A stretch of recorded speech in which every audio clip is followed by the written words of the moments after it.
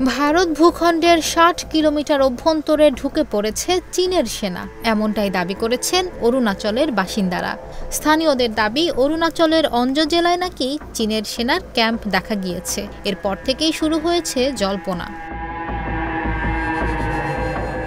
স্থানীয়দের বরাত দিয়ে ভারতীয় সংবাদ মাধ্যম আনন্দবাজারের প্রতিবেদনে বলা হয়, অঞ্জ জেলার কাপাপু এলাকায় চীনের সেনাদের ক্যাম্পের খোঁজ মিলেছে। ইন্ডিয়া টুডের একটি প্রতিবেদনেও দাবি করা হচ্ছে, সপ্তাহখানেক আগে থেকেই নাকি ওই অঞ্চলে ঘাঁটি করেছে চীনের সেনারা। চীনের এই ক্যাম্পটি ম্যাকমোহন লাইন থেকে ৬০ কিলোমিটার দূরে হাদিগ্রা পাসের কাছে অবস্থিত।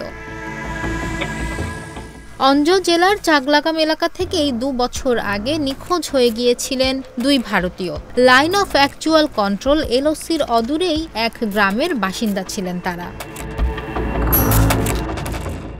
স্থানীয়দের দাবি ছিল, চীনের পিপলস লিবারেশন আর্মি PLA-র হাতে বন্দী রয়েছেন তারা। অঞ্জর বিধায়ক, অরুণাচল রাজ্যের নারী ও শিশু উন্নয়ন মন্ত্রী দাসাং লুপুল সে সময় সংবাদ সংস্থাকে বলেছিলেন, চীন সরাসরি স্বীকার করেনি ওই ২ যুবক তাদের হেফাজতে রয়েছে কিনা। তবে আমাকে বলা হয়েছে বেঁচে আছেন দুজনেই।